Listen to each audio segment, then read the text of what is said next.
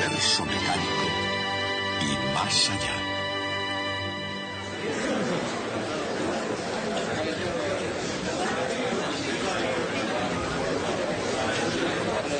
Circuitos eléctricos.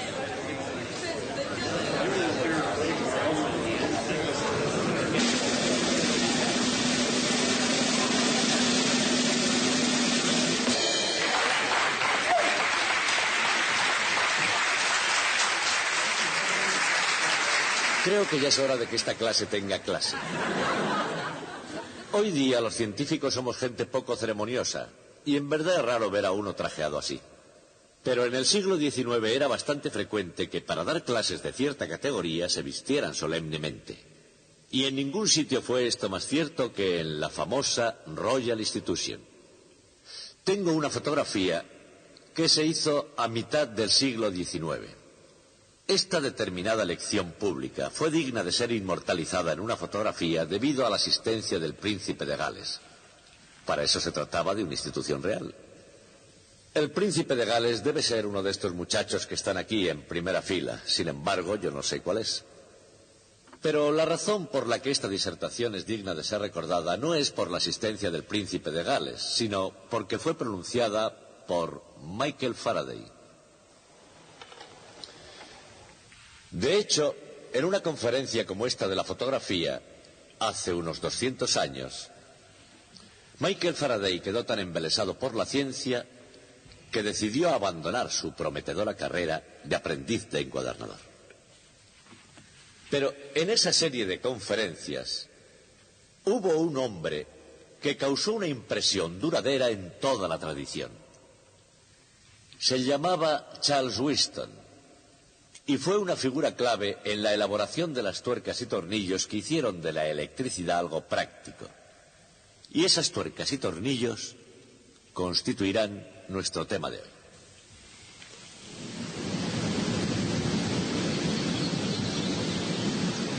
Las tuercas y tornillos que mantienen unida la compleja maquinaria del mundo moderno no son más importantes en la historia de la civilización que el simple fluir del agua.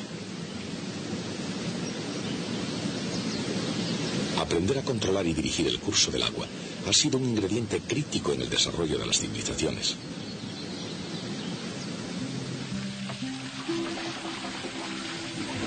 No es una casualidad el que las primitivas civilizaciones florecieran a orillas de los grandes ríos, el Nilo, el Tigris, el Éufrates, los grandes circuitos de agua de la naturaleza.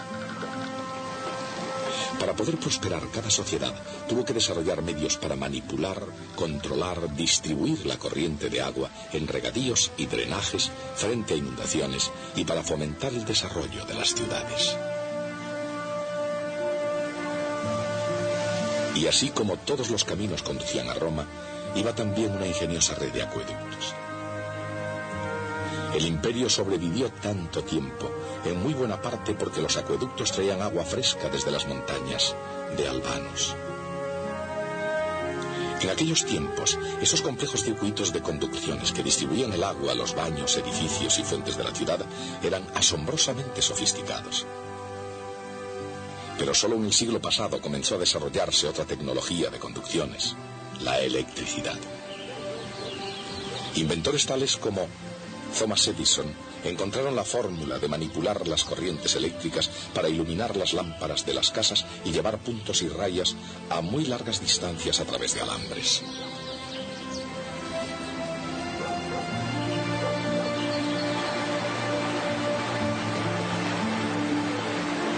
También crearon las formas de generar y distribuir electricidad por redes cada vez más complejas.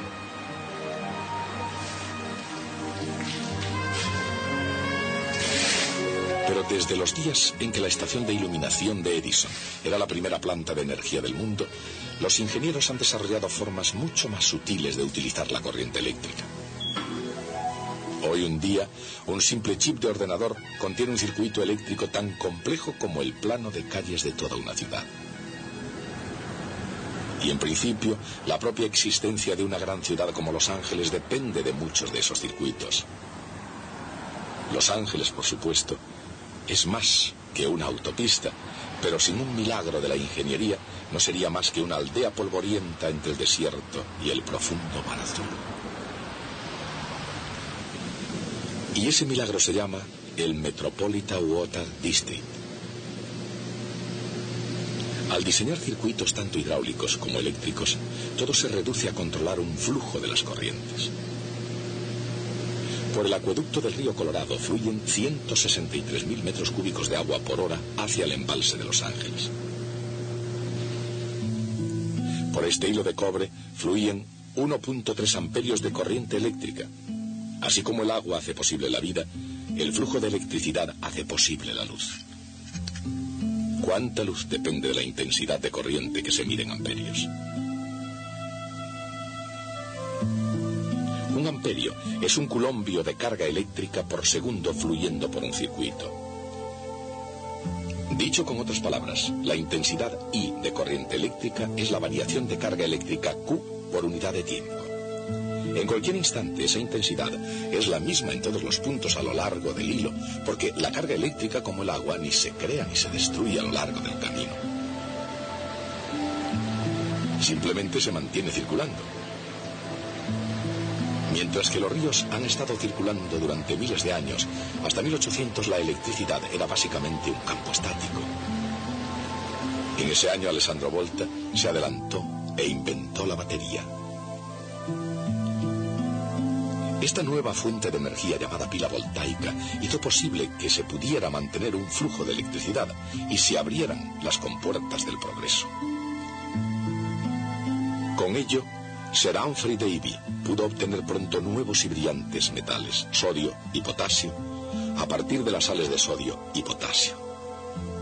Pocos años después, Hans Christian Ørsted desvió una aguja magnética con solo la corriente de una pila voltaica y así descubrió el electromagnetismo. Más tarde, en el siglo XIX, Thomas Edison utilizó el flujo continuo de la corriente eléctrica suministrada por una pila voltaica para desarrollar la primera lámpara eléctrica. Y también utilizó esa corriente para perfeccionar un dispositivo inventado por otros, el telégrafo. Mucho antes, Carl Friedrich Gauss había visto el potencial en la desviación de la aguja de la brújula de Ørsted. El cierre de un interruptor eléctrico en un cierto lugar podía hacer que en otro lugar se moviera un imán. Muy pronto también otros llegaron a conseguir eso mismo. El telégrafo mantenía la promesa de una comunicación casi instantánea a larga distancia. Pero al principio la promesa de esa llamada a larga distancia tuvo una vida corta. Después de recorrer varios kilómetros, la señal era demasiado débil para hacer funcionar el dispositivo magnético. Charles Winston, fabricante de instrumentos musicales y estudiante de acústica, encontró la solución a este dilema en los casi ininteligibles escritos de un oscuro profesor alemán llamado George Simon Ohm. Winston demostró, mediante experimentación directa, lo que Ohm había predicho a base de razonamientos matemáticos abstractos. Se puede mantener la intensidad de la señal si se aumenta el voltaje en proporción a la distancia. Winston había verificado la regla conocida como ley de Ohm. Para hacer fluir una corriente por un material conductor, se necesita una diferencia de potencial. Dicha diferencia de potencial es siempre proporcional a la intensidad de la corriente. La constante de proporcionalidad se llama resistencia. Esta ecuación se conoce como ley de Ohm. Un elemento de un circuito eléctrico con resistencia recibe el nombre de una resistencia. La ley de Ohm no es una ley fundamental de la naturaleza como la segunda ley de Newton o la ley de la conservación de la energía. No se cumple en todas las situaciones, pero es una regla de gran utilidad en la mayoría de las situaciones prácticas y ayudó a que el telégrafo se convirtiera en un invento realmente práctico. El telégrafo, perfeccionado por Thomas Edison y con el código ideado por Samuel Morse, amplió las fronteras americanas y no perdió el tren. Los hilos telegráficos iban paralelos a las vías del tren y la información que llevaban era de gran importancia para una tranquila circulación por todo el sistema ferroviario. Hubo alguna resistencia a la utilización de ambos inventos. La gente decía que la electricidad era peligrosa y algunos opinaban que a la velocidad que podían alcanzar los trenes el ser humano no sería capaz de respirar. Pero el progreso no se detuvo. Y con el tiempo, los hilos y las vías conjuntamente representaron el mismo papel de vital importancia como antes lo habían hecho los grandes ríos, transportando personas, cargas e ideas. Y a través de millas y millas de alambre, el flujo de información sigue la utilización práctica de la ley de Ohm. Análogamente, reglas muy parecidas guían a los ingenieros en el diseño y la explotación de acueductos.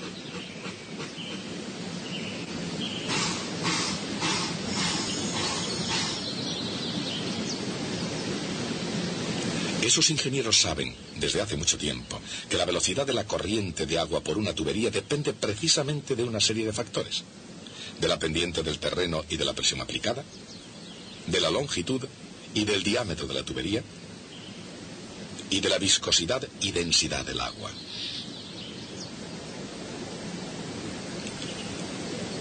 De modo análogo, la intensidad de la corriente eléctrica que pasa a través de una resistencia depende de la caída de tensión a través de ella, de su sección y de su longitud, y del material de que esté hecha.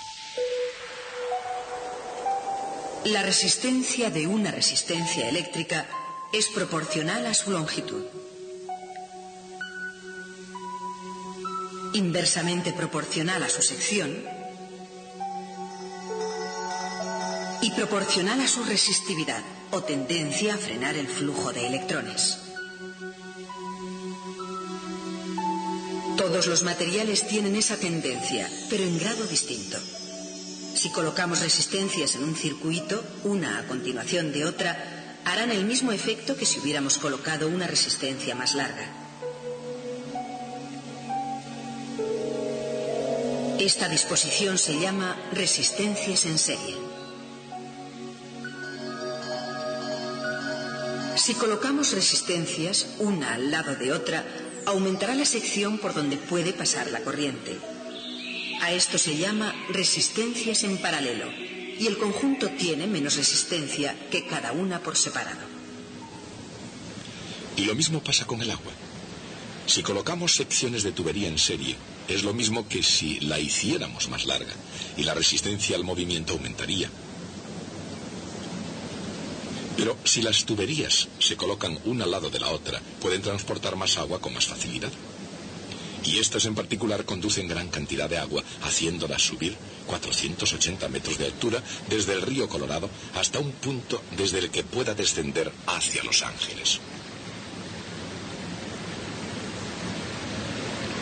Pero como el embalse y la estación de bombeo fueron pensados para llevar tanta agua, el propio proyecto encontró una dura resistencia, sobre todo por parte de Arizona, el estado que casualmente está al otro lado del río. El día que comenzaron las obras de construcción, en el año 1934, los soldados del estado de Arizona se apostaron a la orilla del río con rifles y ametralladoras. En este caso, la base de la resistencia era clara. El flujo del progreso para California era a expensas del futuro de Arizona. Pero, ¿qué pasa de la resistencia natural al avance de los electrones? ¿Cuál es exactamente la naturaleza de la resistencia eléctrica? Bajo la influencia del campo eléctrico, los electrones se mueven por un metal como una canica cuando cae en un flujo viscoso.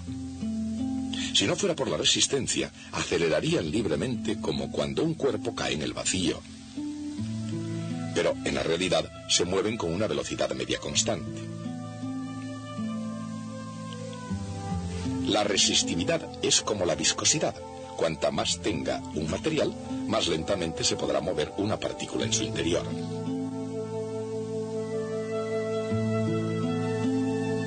Pero, ¿qué es lo que ralentiza a los electrones? En otras palabras, ¿qué es lo que se opone al flujo de la electricidad en un conductor?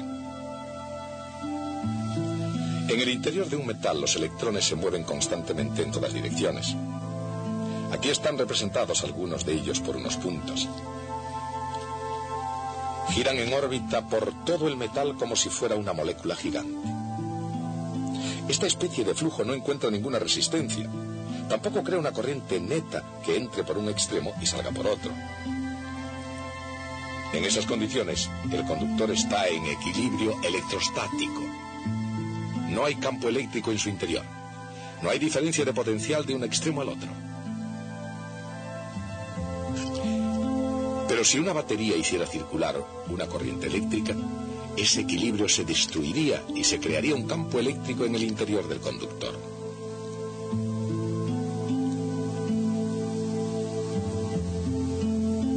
En el interior de un metal perfectamente cristalino, si se pudiera encontrar una muestra de él, los electrones móviles acelerarían continuamente como una moneda al caer en el vacío.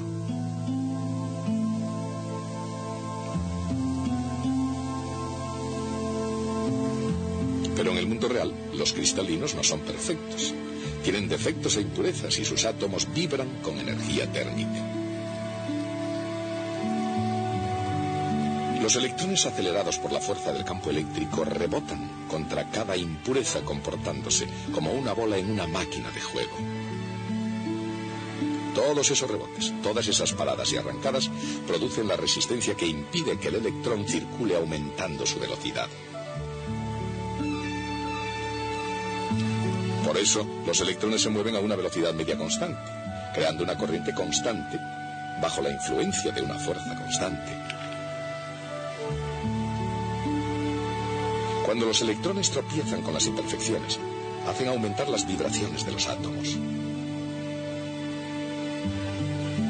De ese modo, la energía eléctrica de los electrones acelerados se convierte en energía térmica de los átomos vibrando. Y hace aproximadamente 100 años, de ese calor salió una idea brillante. Si una resistencia adquiere calor suficiente, brillará. Y Thomas Edison encontró los materiales apropiados que brillasen con luminosidad. Por supuesto que todos los circuitos brillan, pero sí producen calor, tanto si es deseado, como si no. Los ordenadores, por ejemplo, tienen ventiladores para eliminar el calor no deseado. De hecho, algunos superordenadores generan tanto calor que requieren un sistema de refrigeración líquido que mantenga la temperatura baja. Y ese calor, tanto si es un objetivo buscado como si no, consume energía al producirse. Cuando la corriente pasa por una resistencia, la energía convertida en calor es igual a la cantidad de carga que circula por la diferencia de potencial. La cantidad de calor por unidad de tiempo o potencia consumida es igual a la intensidad por la diferencia de potencial. Utilizando la ley de Ohm, la potencia se puede expresar también por I al cuadrado por R o V al cuadrado dividido por R. ¿Y cuál es el resultado? Bien, para comenzar se miden vatios. Un vatio es una medida de potencia igual a 1 amperio por 1 voltio. Si ahora multiplicamos ese vatio por 1000, tendremos 1 kilovatio. Y si lo multiplicamos de nuevo por 1000, tendremos 1 megavatio. En horas punta, el embalse de Parker genera 120 megavatios. Vatios y agua. La red eléctrica que aquí, en esta planta hidroeléctrica, adquiere una forma concreta. Así como el progreso se basa en las corrientes de agua y de electricidad, también demanda una gran cantidad de ambas. En esta sociedad americana, ávida de energía, cada persona consume aproximadamente 1 kilovatio de potencia eléctrica todo el tiempo, día tras día, a lo largo de todo el año.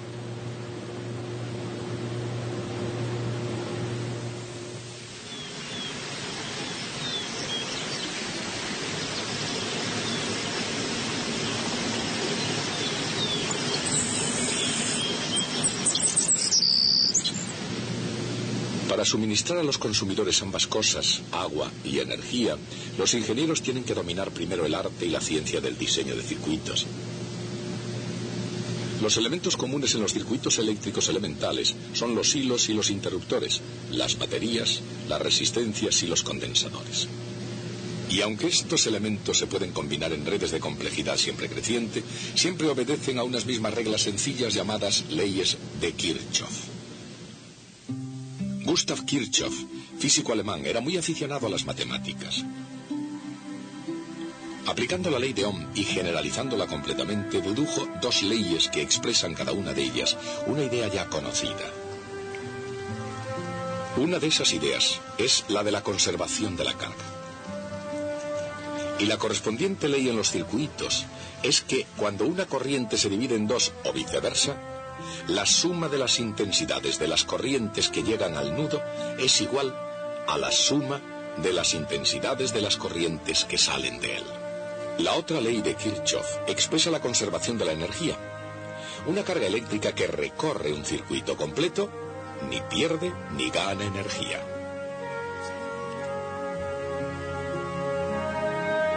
Consideremos una carga eléctrica en el espacio que no esté confinada a un circuito. Si se mueve por el espacio a lo largo de la trayectoria que la lleve de nuevo a su punto de partida, no se habrá realizado trabajo neutro.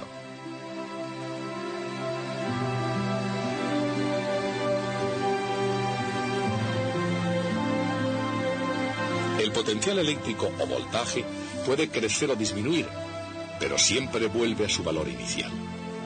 Y lo mismo sucede en el interior de un circuito. Obsérvese que una integral a lo largo de una curva cerrada tiene una notación especial.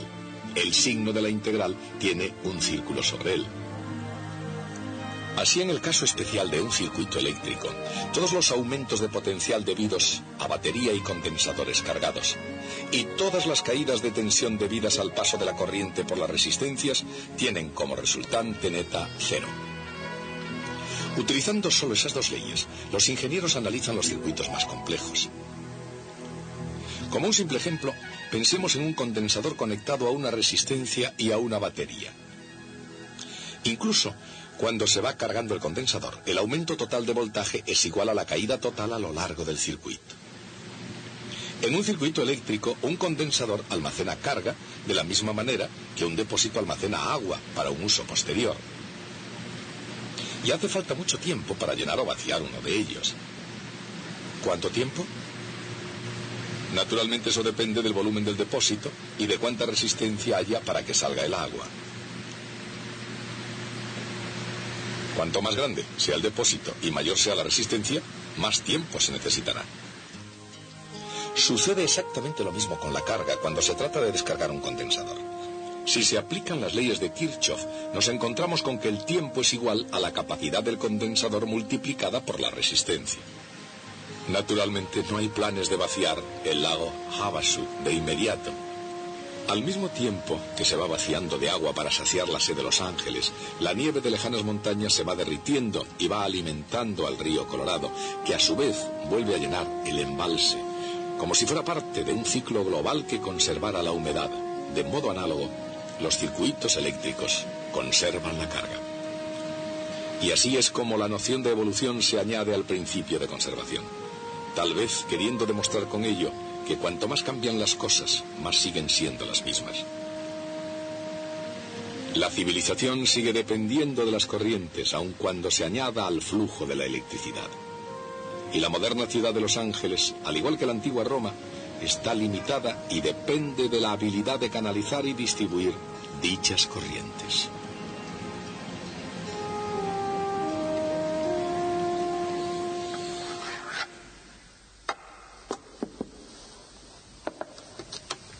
Hoy hemos estudiado las reglas que hacen que la electricidad sea algo práctico. Fueron antes elaboradas por personas llamadas Ohm, Kirchhoff y Charles Whiston. El propio Whiston, que era muy admirado por sus colegas en su tiempo, era desconocido del público. Era muy vergonzoso y casi se ponía enfermo ante un auditorio, igual que yo. De hecho, esa fue la causa por la que consiguió que se cambiara la tradición de que las conferencias fuesen públicas en la Royal Institution. Parece ser que una tarde de 1846, Charles Winston tenía que pronunciar una de esas lecciones ante el público, pero justo en el último segundo, con el auditorio ya sentado, Winston sintió miedo y salió huyendo sin dejar a nadie que le sustituyera. Entonces Michael Faraday intervino e, improvisando una brillante conferencia, especuló acerca de que la luz podría ser una especie de perturbación de la electricidad y del magnetismo, una idea que muchos años después resultó ser cierta. La tradición de esas lecciones públicas en la Royal Institution sigue conservándose en nuestros días. Todos los viernes, a las 8 en punto de la tarde, un científico famoso, vestido de etiqueta como yo ahora, debe intervenir ante un brillante auditorio y pronunciar una conferencia sobre los últimos desarrollos de la ciencia. Pero, durante media hora antes de la conferencia, el científico permanece encerrado en un cuartito para asegurarse de que no podrá hacer el Winston y salir corriendo en el último momento. Y esa es la razón por la que yo he sido encerrado en ese cuarto hasta el inicio de esta clase. Hasta el próximo día.